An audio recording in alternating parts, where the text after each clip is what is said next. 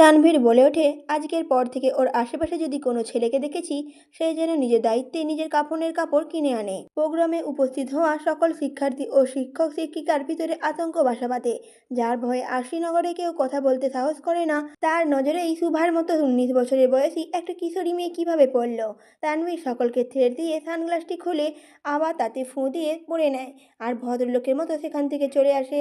আর সুভা জড়বস্তুর মতো ওইখানেই দাঁড়িয়ে থাকে। তানভীর যাওয়ার সময় হঠাৎ মাঝপথে থেমে যায় আর পিছনে ঘুরে সুভার দিকে তাকায়। তানভীর বলে ওঠে, এই পড়ি, আই লাভ ইউ। তানভীরের ছেলেরা সবাই যে যার মতো সিটি বাজাতে থাকে আর তানভীরের সাথে উল্লাস করতে করতে যেতে থাকে, আর সুভা স্টেজেই দাঁড়িয়ে থাকে। তানভীর নিজের খোলা জিভে বসে লুকিং গ্লাস দিয়ে দেখতে থাকে সুভাকে। যতক্ষণ না বিদ্যালয়ের প্রাঙ্গণ ত্যাগ করে তার জিভটি, ততক্ষণ সে এক দৃষ্টিতে তাকিয়ে থাকে সুভার দিকে। সুভা এখনো স্টেজে দাঁড়িয়ে আছে, পুরো শরীরটা থরথর করে কাঁপছে। চারপাশে হাজারো চাইনি তাকে কুড়ে কুড়ে খাচ্ছে।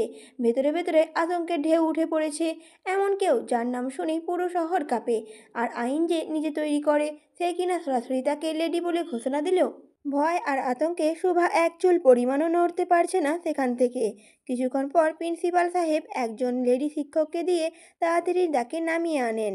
সহপাঠী ও শিক্ষকেরা কেউ কিছু বলতে সাহসই করে না, শুধু চোখে চোখে প্রশ্ন করে।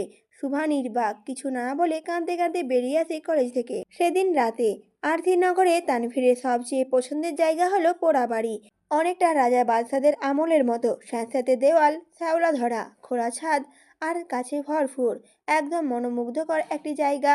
তানভীর সুন্দর মতো নিজের ফোনে এক দৃষ্টিতে তাকিয়ে থাকে। সেখানে চলছে সেই দিনের প্রোগ্রামের ভিডিও রেকর্ডিং। তানভীর একবার পেছন দিকে ফিরে তাকায় নিজের পণ্ড পাঞ্জবের দিকে। তানভীর তাকানোর সাথে সাথে তারা পাঁচজনই দূরে সরে আসে আর চারপাশে ভাগ হয়ে দাঁড়ায়। তানভীর বলে ওঠে, কালকেই মেয়েটার সব ডিটেলস চাই। নাম, বয়স, পরিবার, কোথায় থাকে, কী করে, সব। পঞ্চ পাণ্ডবও ভয়ে ভয়ে মাথা নেড়ে সাই জানায়, কারণ তারা জানে তানভীর যখন কোনো কিছু চায়, তখন সেটা আকাশের চাঁদ হলেও এনে দিতে হয়। তানভীর হালকা হেসে আবার স্ক্রিনের দিকে তাকায়, চোখে সেই ভয়ঙ্কর রূপসী নারীর ছায়া। তানভীর বলে উঠল, এ কোন মরণ খেলার ইঙ্গিত পাচ্ছি রে। মাহির বলল, খেলা? মাহি সতর্ক হয়ে প্রশ্ন করে। তানভীর বলে উঠল, দিলের খেলা, মহব্বতের খেলা। তানভীর তার কালো চশমা খুলে আবার পড়ে ফেলে, তারপর বলতে থাকে, এই ফাঁদে পড়লে হয়ে যাবে আমার সর্বনাশ। কালামানিক একটু ভাব নিয়েই বলল, ভাই, আপনার জন্য কেউ ফাঁদ ফুঁড়িয়ে শাস্তি পাবে না। দিন শেষে দেখবেন নিজেই সেই ফাঁদে পড়ে আছে। কালামানিকের কথা শুনে বোমা সাকিব ও তার মাথায় একটি গাঁটটি মেরে বলল, তুইও কালা, তোর চিন্তাও কালা। ভাই প্রেমের কথা কইছে, বুঝতে পারছিস না? একথা শুনে সবাই খুব উচ্চ স্বরে হেসে ওঠে। তানভীর আবার সেই স্ক্রিনে দৃষ্টি নিক্ষেপ করে বলে ওঠে, ওয়েলকাম টু মাই লাইফ পরি। শিকদার বাড়ি।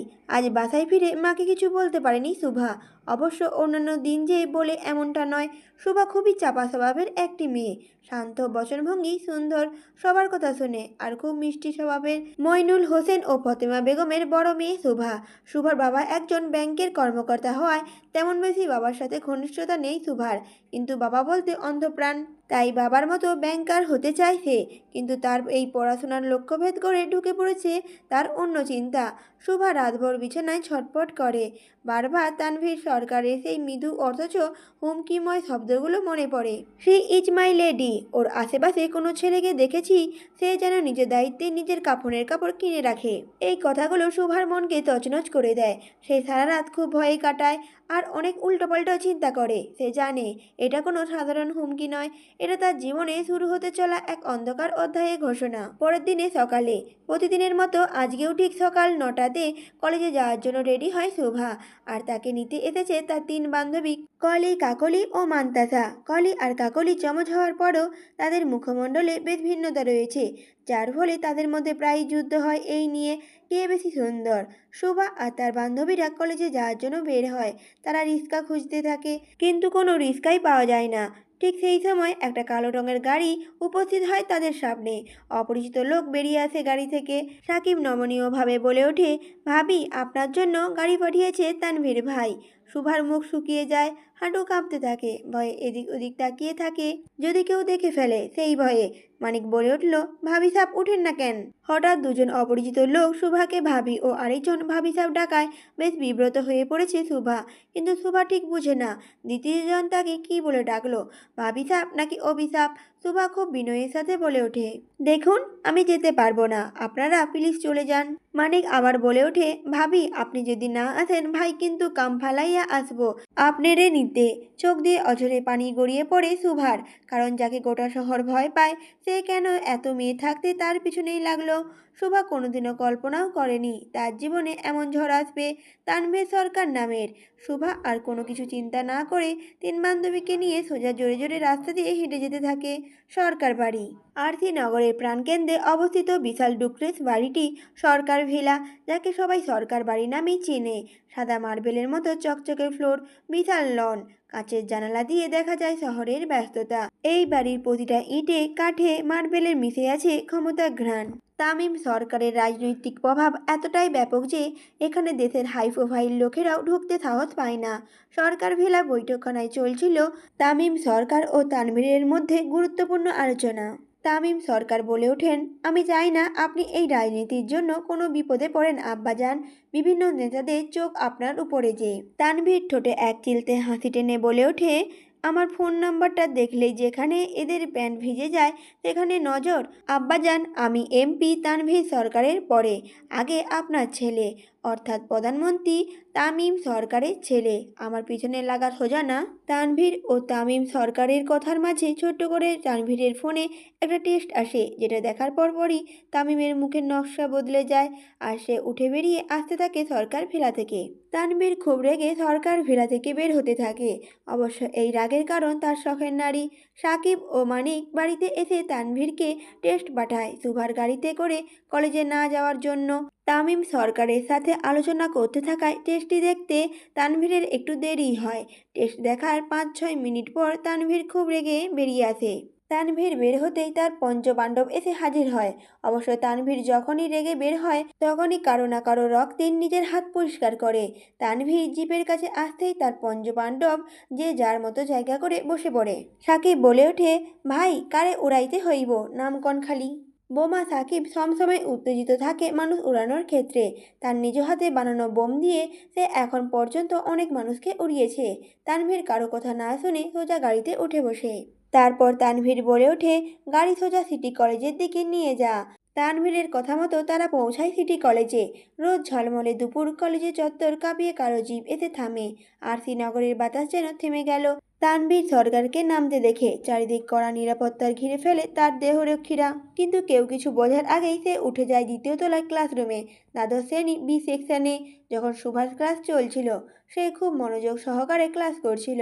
কালকের ঘটনার পর তার জন্য কলেজে আসা খুবই মুশকিল ছিল, কিন্তু বাবার স্বপ্ন পূরণে সে কোনো কিছু তোয়াক্কা না করে কলেজে আসে আর মুখ বুজে ক্লাস করতে থাকে।